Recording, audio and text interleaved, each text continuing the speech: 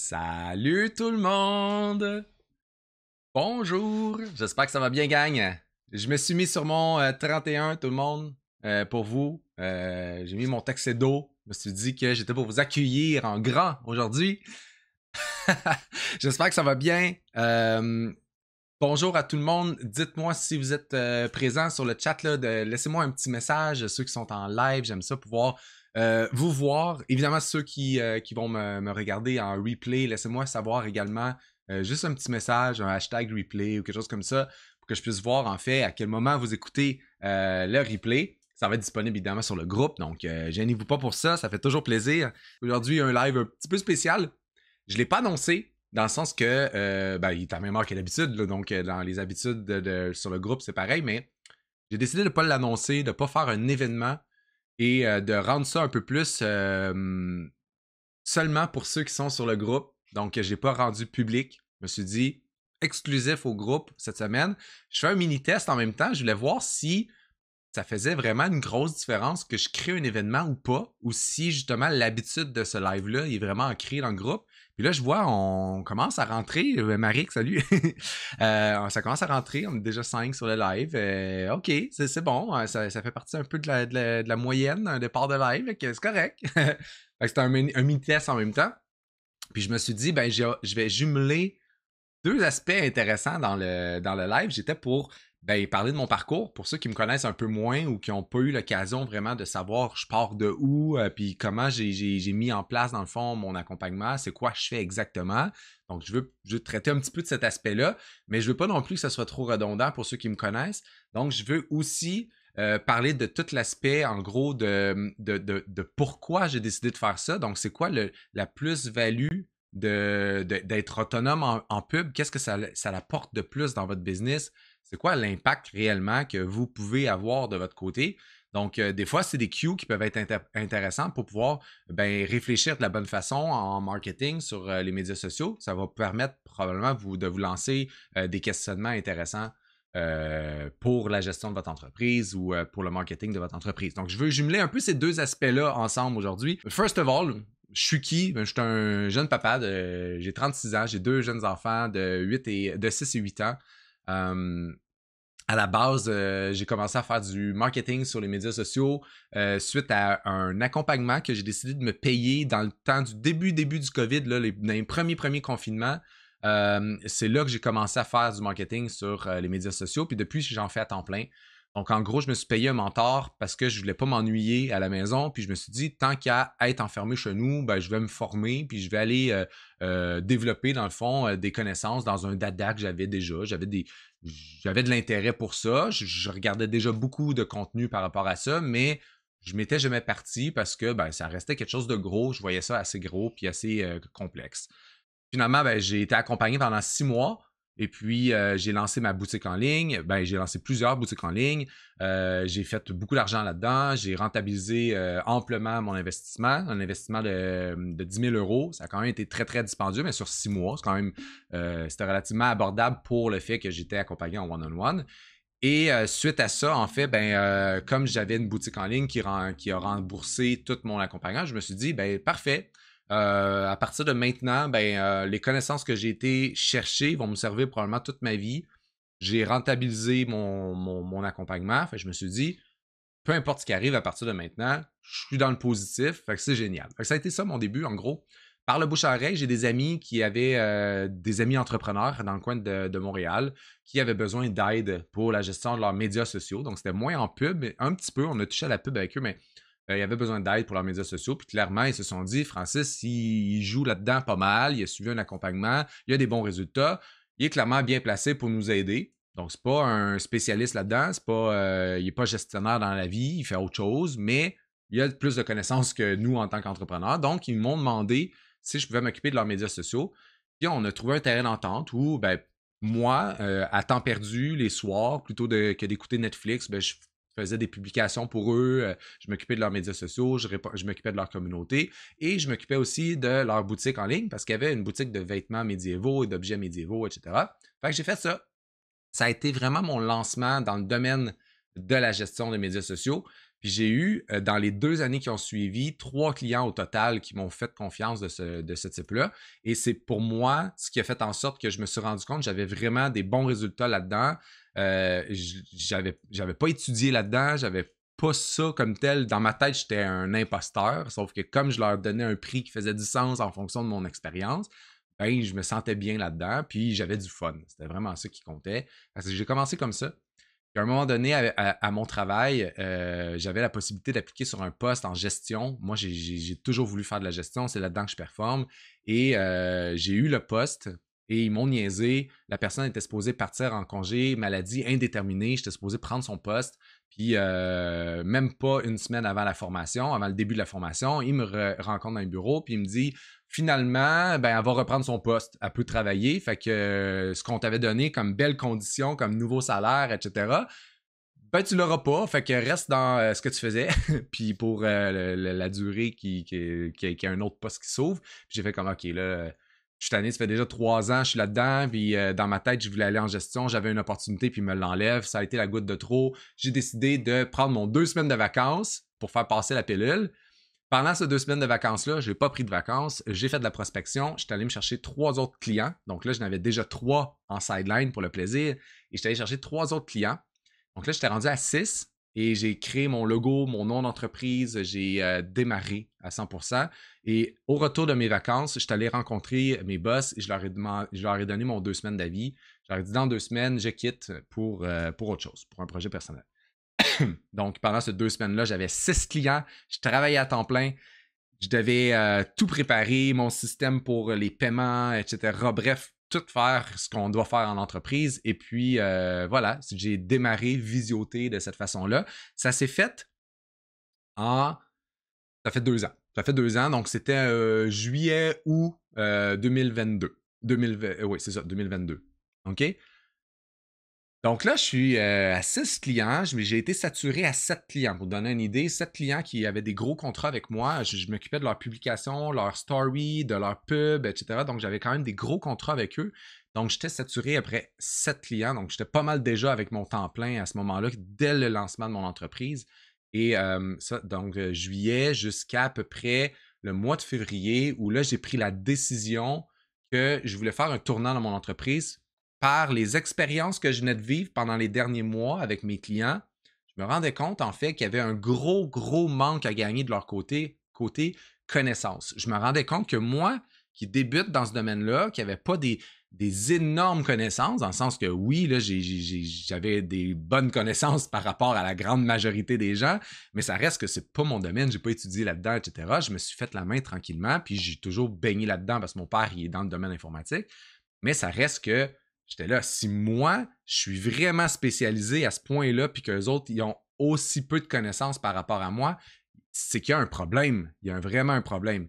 Et je me faisais approcher beaucoup aussi par d'autres entreprises qui voulaient que je m'occupe de leurs médias sociaux, par le bouche-à-oreille, encore une fois. Et je refusais quand même plusieurs personnes parce que j'étais plein, je ne pouvais pas prendre plus de monde. Et c'était le même principe en discutant avec eux. Je me rendais compte, je pouvais leur radoter n'importe quoi, puis ils m'auraient cru. Là, c'est vraiment un domaine qui était complètement loin dans leur connaissance. Et là, je me rendais compte, mais voyons, voir que tu es prêt à me payer mensuellement pour que je m'occupe de la portion la plus importante de ton entreprise, ton marketing, puis que si je fais pas ma job, tu vas faire faillite. J'ai comme voir qu'on est prêt à faire ça en tant qu'entrepreneur. Dans ma tête, c'est absurde. Je peux pas laisser faire ça. Puis moi, j'ai un parcours de coach dans ma vie, mais plus du côté sportif. J'étais entraîneur de natation, entraîneur de marche nordique, d'entraîneur au énergie cardio, entraîneur privé. J'ai été entraîneur d'aquaforme. Bref, j'ai toujours été entraîneur. J'ai toujours donné mes connaissances. J'ai toujours aimé partager ce que je connaissais pour que les autres puissent s'améliorer. À l'école, j'étais pareil. J'allais aider ceux qui n'avaient pas terminé à travailler. J'ai toujours fait ça naturellement, mais j'ai surtout toujours eu une facilité de le faire et de vulgariser, rendre ça simple. Donc, je me suis dit, ben, pourquoi je ne leur montrerais pas à toutes ces personnes-là qui viennent m'écrire et que je ne peux pas aider, pourquoi je ne me prendrais pas un moment pour pouvoir leur montrer? Puis c'est là qu'est née mon idée de partir du coaching. Au début, je me suis dit, je vais créer une plateforme de formation en ligne, je vais tout mettre mes connaissances en vidéo, puis je vendrai ça pas cher pour qu'ils puissent, dans le fond, y avoir accès en autonomie, puis faire ça. En, donc là, on est rendu en février. En février, j'ai pris cette décision-là que je veux faire ça. J'avais 2 clients que ça battait de l'aile un peu avec eux dans le sens qu'il il y avait des drôles de besoins puis tout ça. Puis un domaine que j'aimais un peu moins aussi, donc j'avais moins de facilité avec eux. C'était bizarre, tu sais, ça arrive des fois, il y a des clients comme ça qu'on a moins de connexion. J'ai décidé en fait de quitter le service avec eux. Donc, je leur ai dit que je mettais fin à notre contrat. À partir de là, je leur ai donné du temps. Là, et donc, j'ai réduit mon nombre de clients. Ça m'a donné du temps. Donc là, j'avais du temps pour mettre en place la suite des choses. Et c'est là que j'ai décidé de prendre un autre accompagnement. Donc là, j'avais déjà mon accompagnement pour le Facebook Ads que j'avais pris 3-4 ans plus tôt. Et là, j'ai pris un autre accompagnement. Ceux qui connaissent l'école KLT. KLT, c'est eux qui m'ont aidé, dans le fond, à setuper la structure de mon coaching. Donc, ce que j'ai comme structure présentement, c'est grâce à eux. Je leur dois tout ça, 100%. C'est eux qui ont fait en sorte que j'ai démarré parce que si j'avais pas eu ces connaissances-là, je pense que je serais encore en train de réfléchir à comment je démarre puis j'aurais jamais commencé. Donc, je me suis mis les 2 pieds dans le projet en payant un accompagnement. Puis grâce à eux, ben maintenant, je suis rendu là. J'ai décidé de faire un lancement, de démarrer tout ça. Donc, comment ça s'est passé? J'ai décidé en fait de créer ma plateforme. Donc, j'avais déjà ça en tête. Donc, de tourner une 50aine de vidéos qui expliquent de long en large ce que je connaissais, en gros. Donc, sur la création du business manager, les connaissances en lien avec l'algorithme, en lien avec le marketing, quel type de publicité faire, la structure d'une campagne, tous les éléments qu'on doit savoir. J'ai mis ça sous forme de vidéo et j'ai créé ma plateforme. Ensuite, j'ai commencé à préparer tout ça parce que j'ai mon offre, comment c'était pour travailler en coaching, quel prix, toutes ces choses-là. Ça a été dans l'accompagnement que j'avais avec Qualité. Ils m'ont tout aidé à bien élaborer ça, faire quelque chose qui fait du sens, qui était un win-win pour mes clients, puis en même temps qui serait intéressant pour moi aussi. Donc, j'ai tout mis ça en place et j'ai fait mon lancement au mois de juillet 2023. Donc, ça fait un peu plus d'1 an que j'ai fait mon lancement de mon accompagnement que j'ai appelé Visio M pour mon entreprise qui s'appelle Visioté, qui est une abréviation de réseauter avec vision. Et j'ai décidé de mettre Visio M vu que j'ai créé mon groupe Les Visio Marketeurs. Donc Visio M Marketeur, c'était pour moi une logique que Visio Marketeur avait l'accompagnement Visio M. Donc ça a été ça. En juillet, lancement de Visio M. J'ai eu un super lancement. J'ai eu 7 entreprises qui m'ont fait confiance, qui ont décidé de partir avec moi alors que j'avais fait aucun accompagnement encore. Donc, j'avais fait du teasing au début pour parler de toutes les étapes de création. Donc, près de 2 mois d'avance, j'avais déjà commencé à parler de mon projet, etc. Et en juillet, quand j'ai fait mon lancement, j'ai 7 entreprises qui ont décidé d'être mes ambassadeurs, d'être les premiers clients avec qui je me suis collé, je me suis arrangé pour leur donner des résultats extraordinaires. C'est rendu des amis à moi, j'ai encore des contacts avec eux. J'étais allé souper avec justement des clients à moi il y a 2 semaines de ça à Montréal. C'est ça, c'est devenu des amis. Ça a été eux qui ont fait en sorte que j'ai rodé en fait mon accompagnement. Et c'est eux aussi qui ont fait en sorte que j'ai tranquillement mis de côté mon sentiment, comment on appelle ça, mon syndrome de l'imposteur. Tu sais, j'arrive d'expérience plutôt que de formation. Et là, grâce à ça, j'ai pu vraiment m'assurer que ce que j'avais comme connaissance en lien avec les boutiques en ligne, le marketing, etc., j'étais capable de l'appliquer sur d'autres types d'entreprises, des entreprises de coaching, des entreprises de services, etc.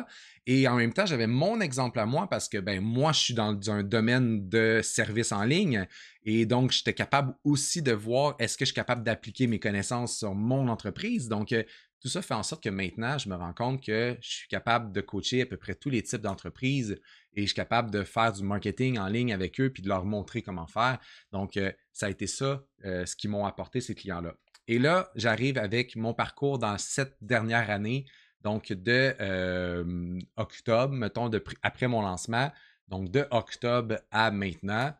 J'ai eu le mois d'octobre qui était un beau mois, puis mon mois de novembre qui a signé en fait ma stabilité. Pour moi, le mois de novembre 2023, c'est à partir de là que j'ai pu dire, OK, à partir de maintenant, j'arrive à avoir une régularité au niveau, dans le fond, de mes nouveaux clients. Donc là, j'avais tout le temps en moyenne 2 à 3 nouveaux clients par mois, sans avoir de stress, en fait, de devoir travailler très fort pour les avoir. Donc, j'avais vraiment ce roulement-là qui venait de s'installer. Et ça a duré pendant plusieurs mois jusqu'à l'été, jusqu'à cet été. Donc, voilà, j'ai lancé de la publicité en mai seulement. Avant ça, c'était du bouche-à-oreille, de l'organique. Pourquoi? Parce que ben, la pub, c'est un montant d'argent. Puis je l'enseigne, hein, je l'enseigne tout le temps comme ça. Dans ma tête, avant de lancer de la publicité pour automatiser l'acquisition de clients, ben, j'essaie d'avoir une base solide, d'être sûr de ton offre, d'être sûr que ce que tu proposes, tu es capable de tenir un rythme, d'offrir ce service-là égal à tout le monde. Puis que si tu commences à accélérer, est-ce que ça va venir faire tomber ton château de cartes? Donc, pour moi, je n'avais pas cette certitude-là. Donc, je me suis dit, ça va bien, j'ai 3 4 nouveaux clients par mois. Ben, je vais garder ça, puis je vais continuer à m'assurer de stabiliser ce que j'ai créé pour l'instant. Et donc, j'ai commencé à avoir des revenus dans les alentours de 15 à 20 000 par mois, pratiquement toujours, tous les mois, de novembre durant l'été. Puis durant l'été, j'ai eu des mois un peu plus tranquilles. Les entreprises, ils gèrent les vacances, les employés des vacances, etc. Ce qui fait en sorte que souvent, c'est une période un peu plus tranquille. Puis mon mois de septembre, ça a été mon meilleur mois jusqu'à présent. Un mois à presque 40 000. Donc, voilà, mais tout ça pour dire que j'ai démarré une entreprise hyper intéressante dans la simplicité, dans le low profile, pas de gros flafla, pas de grosse organisation, juste dans une base solide, bien travaillée, bien ficelée, avec une personnalité simple. Voilà, pas de flafla. Ça a été ça vraiment mon démarrage. Et salut Karine, j'avais pas vu ton message. Et voilà, et j'ai réussi dans les 12 premiers mois à faire une première année à 200 000. Donc, vraiment extraordinaire. Je suis dans la grande gratitude de l'école qui m'a enseigné comment démarrer le coaching, KLT. Ils ont changé de nom, je crois, dernièrement.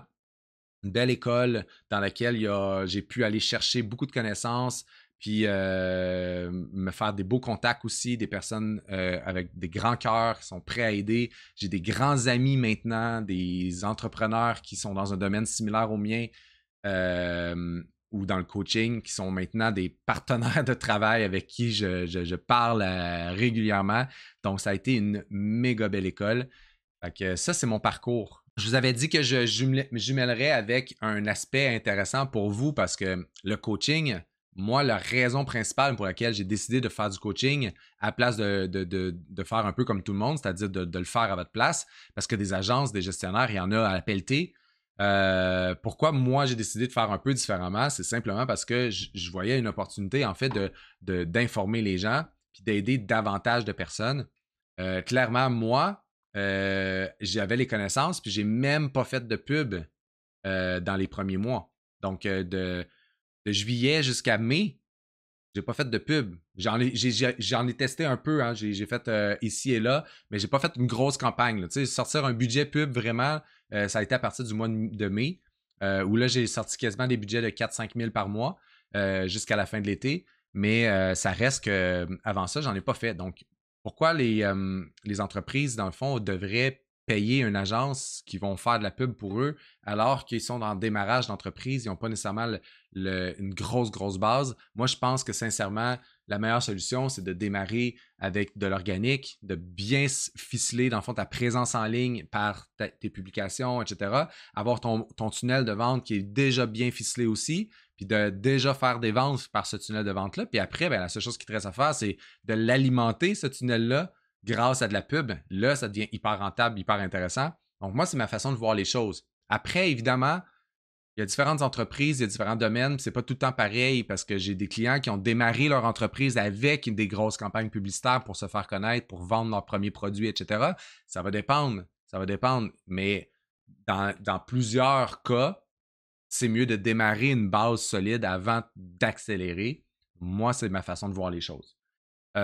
L'autre aspect qui est hyper important, c'est que quand on Ça, je l'ai déjà expliqué à de nombreuses reprises, mais quand on paye une agence, un gestionnaire, puis qu'on a des faibles revenus ou des faibles budgets, c'est difficile de pouvoir rentabiliser cette dépense-là parce que il va falloir que tu aies des budgets publicitaires élevés pour avoir des ventes élevées pour pouvoir rembourser cette demande-là. Exemple très, très simple, si tu as 1000 de dépenses publicitaires, tu as 1000 en gestion, ça te fait 2000 donc, tu as 2000 de dépenses.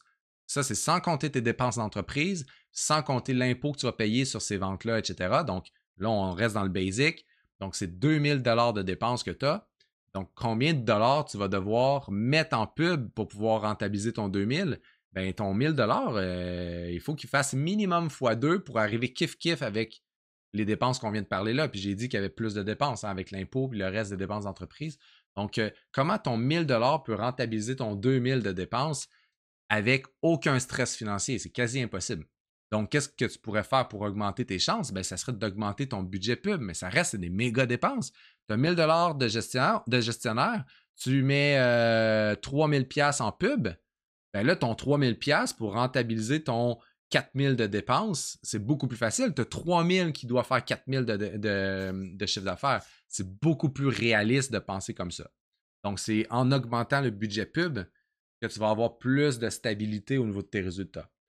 Mais quand tu es une jeune entreprise, c'est tough de faire ça. C'est un gros, gros stress financier de devoir mettre 4000 pièces à la table par mois en publicité. C'est comme presque impossible.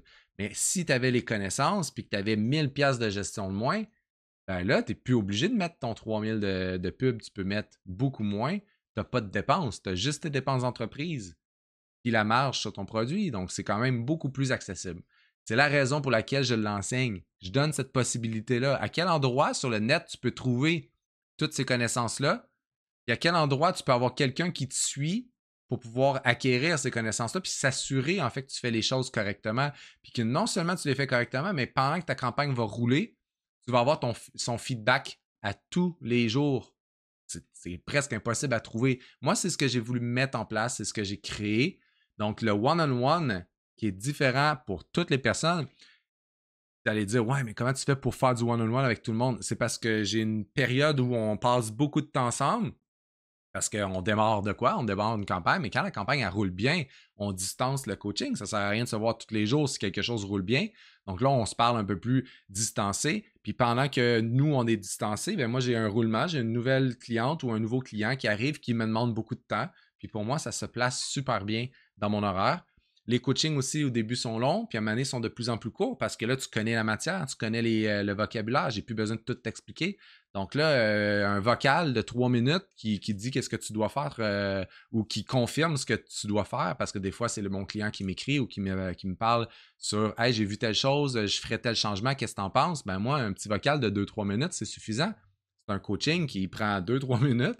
Ça se place très bien dans mon horaire, puis c'est la structure que j'ai mis en place qui est très accessible puis qui fait en sorte que mes clients ils ont vraiment l'impression que je suis tout le temps avec eux.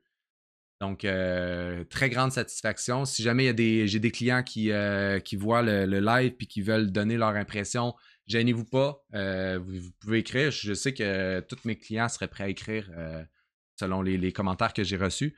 Donc, voilà, c'est la structure que j'ai mis en place. Pas de contrat, pas d'obligation. Si tu n'es pas satisfait, tu arrêtes quand tu veux. Aucune pression. Je ne fais pas de vente, je ne fais pas d'approche. Les gens viennent à moi, puis ils m'écrivent quand ils sont prêts à travailler avec moi. Puis si jamais, quand on jase, ben, on se rend compte que le timing n'est pas bon ou finalement, ils trouvent que c'est trop cher ou finalement, ils pensent faire peut-être un autre accompagnement, ben, c'est ça.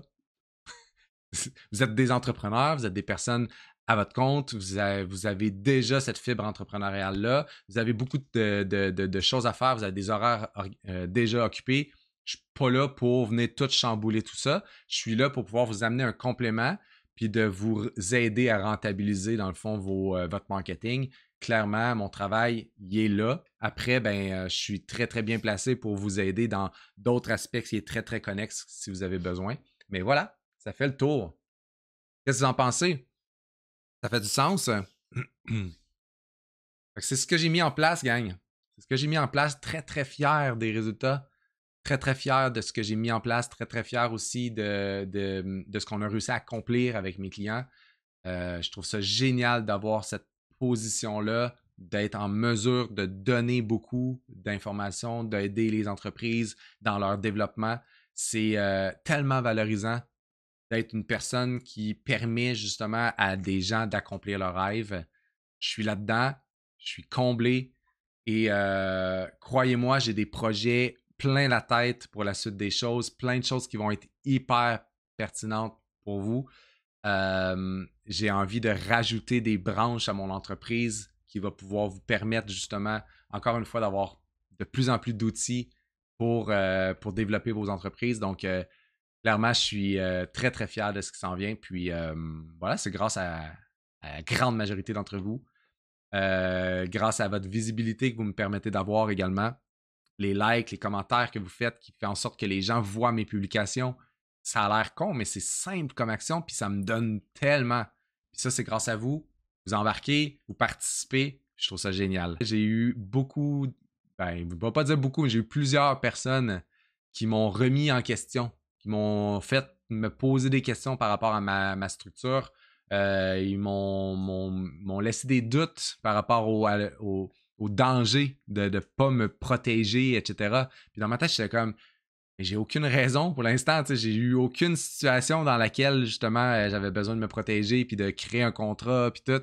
Ça alourdit le processus. Ça fait en sorte que les clients, ils se posent peut-être plus de questions sur est-ce que je m'embarque vraiment là-dedans, ça a l'air complexe, etc. Non, non, non, c'est simple. C'est simple. Si ça marche, ça marche. Si ça marche pas, ça marche pas.